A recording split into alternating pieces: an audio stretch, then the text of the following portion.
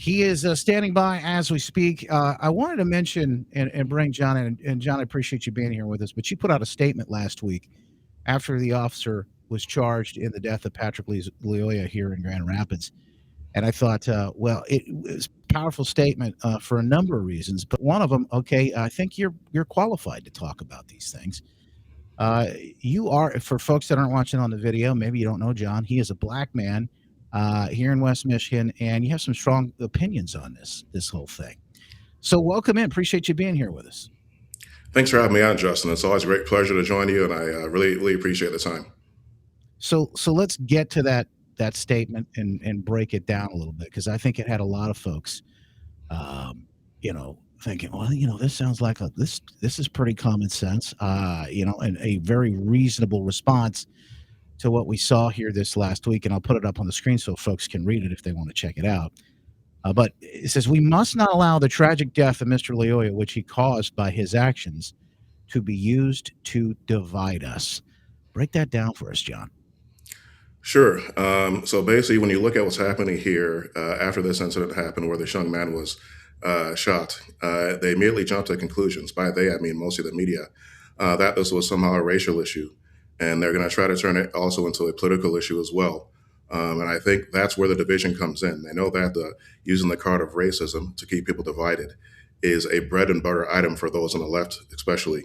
And so that's why they absolutely have to make this about race. So that's what they try to do from the get-go, even before any of the facts came out. And so I try to immediately push back against that sentiment, saying, no, don't let them turn this into a racial issue right off the bat. That's not what this is about. Let's actually talk about the real causes of what's going on here. Yeah, any loss of life is obviously tragic, and you watch that video and you think about what happened. And I mean, very clearly to know that this could have all been avoided. And most of that really starts with the decisions of Patrick Lyoya that day. I'm sorry to say, but it's just the truth. He was almost 4 times the legal limit driving that day. When he got out of his car, he's the one who chose to run from the police officer and then fight him and eventually grab his taser. Which may have led to this act in self-defense. It looks like for a lot of folks, and you bring that up. You bring that. I believe responsibility is a big issue for all of us, because if the sad thing is, if we don't talk about these things now, more lives are just going to be lost. Yes, I think so. When you look at what happened at this incident, for example, first of all, Patrick got out of his car when he wasn't supposed to. The officer told him to get back into his car. He did not do that. So that's the first major problem there. Then when the officer told him, okay, you need to turn around and put your hands behind your back, he started fighting with the police officer. Second major mistake. The way I was raised, you don't fight with a police officer. This, I would assume, would be common sense to most people, but it's very unfortunate that this did not happen here. Then as he started fighting with the police officer, they hit the ground and the guy is still fighting. And remember, again, that Patrick is much bigger than the police officer here. So the officer is in real danger. And then he loses his taser. If someone that you're wrestling with gets your taser and uses it on you, you are done. And then they can grab your gun, and then you're really done. So if you look at the entire chain of events here, with the guy getting out of his car, not getting back in the car, fighting with the officer, grabbing his taser, let alone the fact that his plates were mismatched with the car in the first place, which is usually a major red flag for police officers. These are all decisions that this young man made that led up to his shooting. Now, it is tragic that he died. It is certainly tragic. That's not the outcome that you want. But we just need to understand that this young man's actions are what caused the very tragic outcome that day. And further, the reason I released my statement when I did is that the Kent County prosecutor released the decision to charge Officer Schur with second-degree murder, which I thought was extremely regrettable and unfortunate, because a police officer was acting to save his own life. If a guy like that gets on top of you and gets your taser and uses it on you, you are finished. The officer could have been dead there. He really could have. And I think it's very unfortunate that he's being charged with second-degree murder. And you have to wonder sometimes when they make decisions like this, are they trying to prevent a riot and social unrest? If they're doing that, or they're putting an innocent man through the ringer in order to prevent riots, that's actually mob rule that we have. It's not justice. Justice is supposed to be based on what is objectively true, not in order to placate a mob. Now, I don't know if that's the case or not, but if it was, that'd be very unfortunate. So I really think we need to step up here and acknowledge the truth that I think the vast majority of Americans acknowledge is the truth, that this poor young man who was killed had actually not got out of his car and fought the police officer and stolen his taser, and it wasn't 4 times the legal limit. If he had not chosen to engage in those chain of events, then he would still be alive today. And that's the bottom line. And I think it's very regrettable, very unfortunate that Officer Sure is being charged with second-degree murder and having his life destroyed for saving his own life that day. The prosecutor here in this case is a good man. Uh, Chris Becker. He works with law enforcement every day. But I know he had to look at some extra pieces here. I know that he may have had some consulting with some other folks as well. Some people, I'm hearing this tossed around, that some of this is a strategy to charge second-degree murder so high that they know that he will not be convicted, because there is that piece of self-defense, and you can clearly see in the video that he is fighting with the suspect, with Patrick Lyoya at the time, and that Lyoya has his hand on the taser, and that could, as you mentioned, I think very reasonably, that thing could be turned against Officer Sure, and the Sure was defending himself in this case. Now, do the police, do you and I, do any of us have the ability, have the right to defend ourselves in this day and age in 2022 is a question.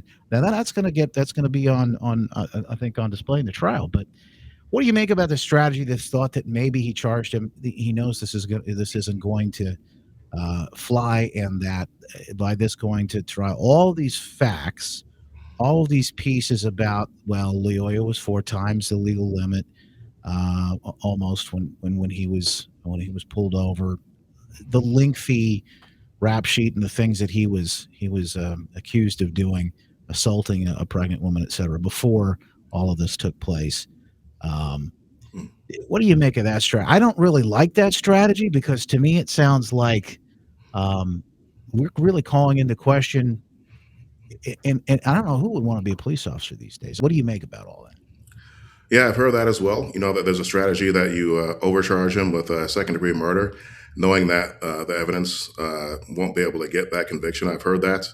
I think one of the worries there is, one, that just takes into account the criminal case, doesn't take into account the civil case that may follow this, in which they're going to try to milk Officer Sure dry for the rest of his life with endless lawsuits. Also, the damage to his name and his reputation, knowing that he's been charged with second degree murder. I'm not a prosecutor, so I wouldn't, presume to understand the intricacies of the decision there. But I would imagine that if someone is not guilty of something, that you would charge him with it. But if the strategy is being used is that to charge him higher, such a high charge that he won't be able to get convicted, I'd heard that. But again, if a man is innocent, I would imagine that he shouldn't be charged. So it's very difficult. You think about what his family's going to have to go through here, and the riot mobs that may come to his home, and everything like that. It's just really unfortunate. Yeah, no, I'm with you, and I get what precedent does all of this set. We're already having a hard time finding people, because of, they call this the Ferguson effect, because of the fact that police are so attacked these days.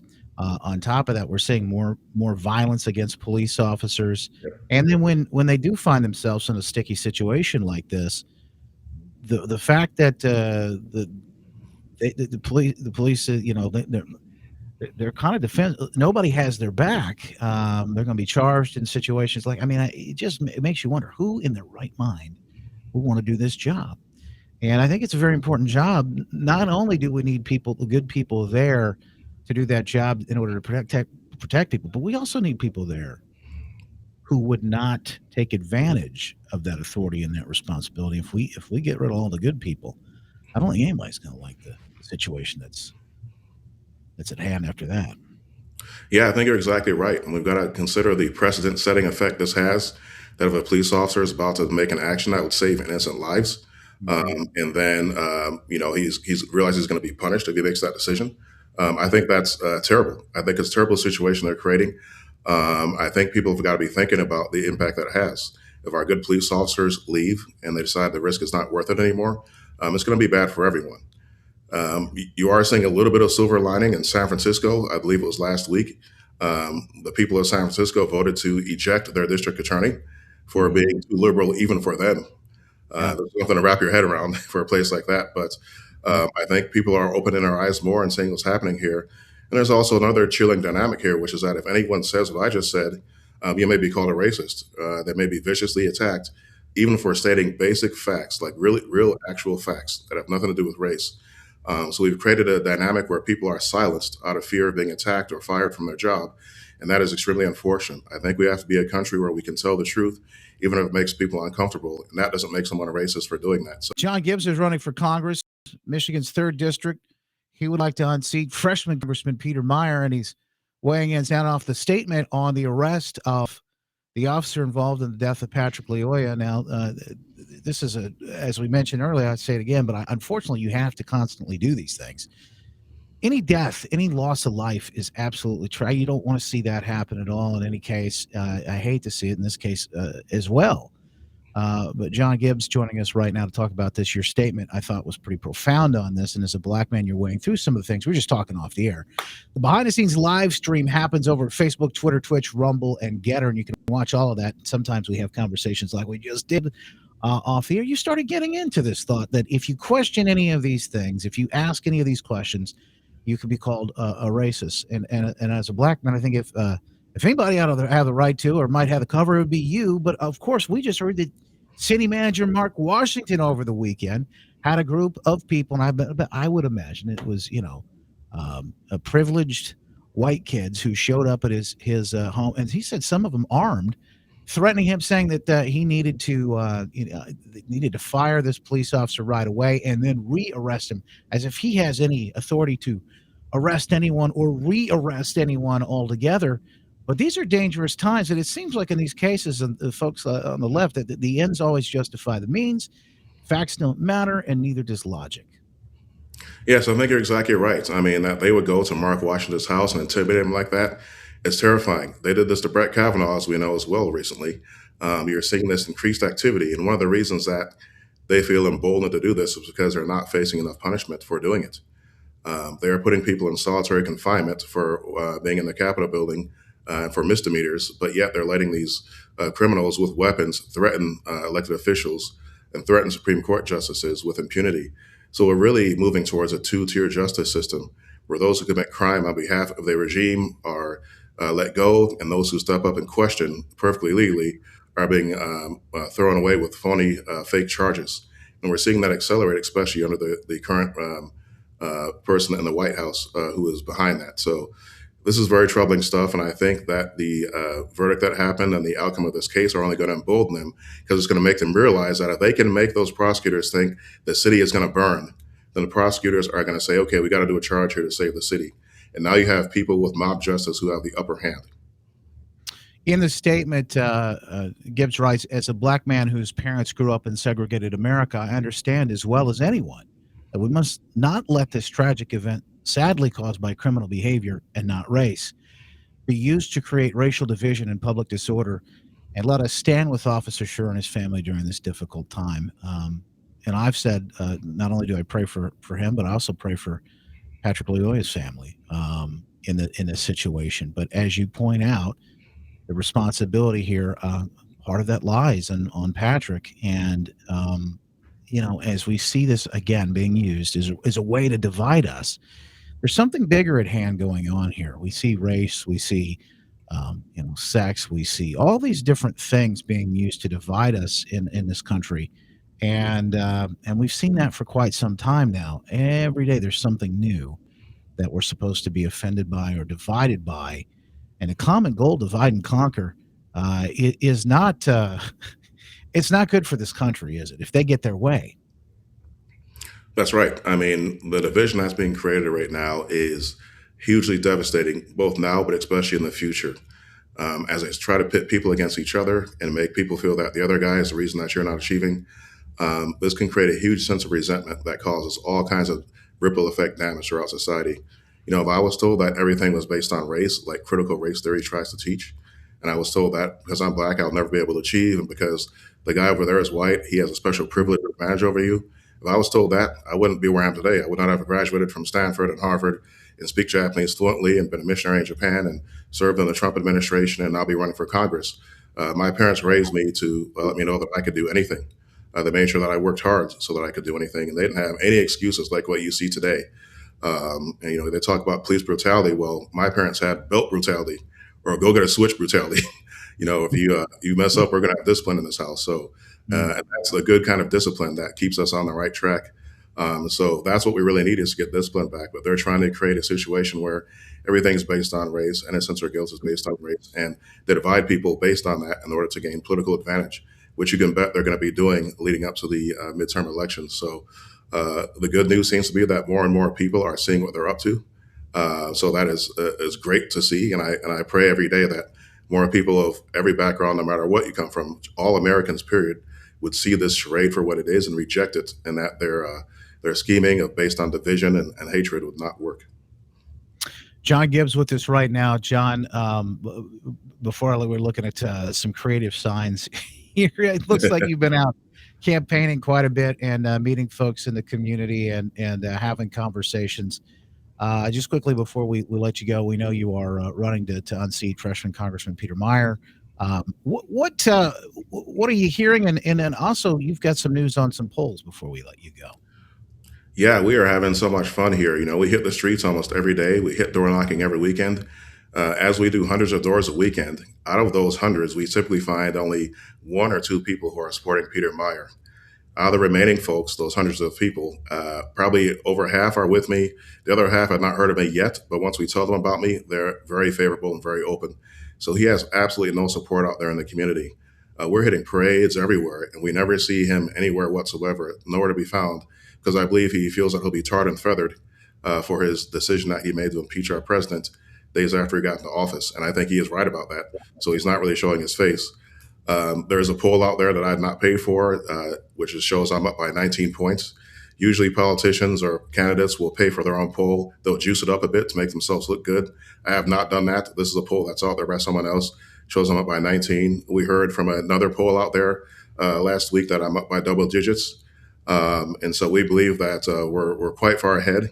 Hillary Scholten, the Democrat nominee, is already starting to attack me directly, which means that they see in their polling that I'm the front runner and that we're going to win this, or else they wouldn't be spending their time doing that. So they have the numbers. They know what the numbers show. That's why they're targeting me directly. So the race looks excellent for us. We had someone come up to me this morning and say, I see your yard signs everywhere. You guys must be working hard. I said, yeah, our team's doing great. So we're getting our name out there. Name ID is up. As long as I raise enough to keep getting my name out there through ads and mailers and everything else, I think it looks really good for us. So I'm staying on my knees every day, asking God to go before us and open doors and protect us from the vicious attacks of the rhinos and the Democrats, which they would love to do. And if God is for you, who can be against you? So I believe that we're having a great year, and it's going to continue all the way up through August 2nd, and all the way up through November 8th, that we will win both, God willing. John Gibbs, before I let you go, they're going to the 6th show is at it again today. They got another hearing. People are asking your thoughts and your comments on this January 6th debacle that we see happening with folks in Congress. These January 6th quote unquote hearings are an absolute travesty of justice. They're taking advantage of our justice system to go after people who are their political opponents. They should never be allowed. You can't just hold a hearing to go after people you don't like on the other side, and that's all this is. It's obviously unconscionable. It's shameful. It's a total disgrace. And God willing, if we win in there and get in there in November and we're sworn in next January, we've got to not only put a stop to it, of course, but also have some accountability for people who may have broken the law in order to set up these sham trials against their political opponents. As we know, they arrested Ryan Kelly here last week, which is another example of this. They wait till after a crowded primary. They wait till the political season, 17 months after the alleged crime supposedly happened, and then they go and arrest a man for misdemeanors in front of his wife and kids. This is Gestapo stuff. This is secret police stuff. It doesn't belong in the United States. We can't stand for this kind of stuff. And really, it doesn't matter if one's a Democrat or Republican. You can't stand for the politicians going after their political opponents by using the FBI as their lapdog. That's what some politicians right now in D.C. and even locally here are trying to do. So it's unconscionable. We can't allow it. We've got to stop it. We've got to get to the bottom of we can have some accountability for those who are behind the abuse of power like this. John Gibbs, folks want to help out. They want one of those yard signs. They can go to votejohngibbs.com. Is that the correct address? That's right, votejohngibbs.com. People can go there to donate, to follow me on socials, to volunteer for door knocking or whatever it is. So please do check out votejohngibbs.com. I'm up against a billionaire. His money won't save him, but I do need to raise enough to get my name out there. So you can partner that way, or you can even simply pray for me, which is more important than anything else. If you can commit to praying for me every day or several times a week, would really appreciate that. But yes, you can check out votejohngibbs.com to find out more. John Gibbs, always a pleasure. Thank you, sir, for being here today. We appreciate you. Keep up the fight. Thanks for having me on, Justin, as always. Really appreciate it. votejohngibbs.com.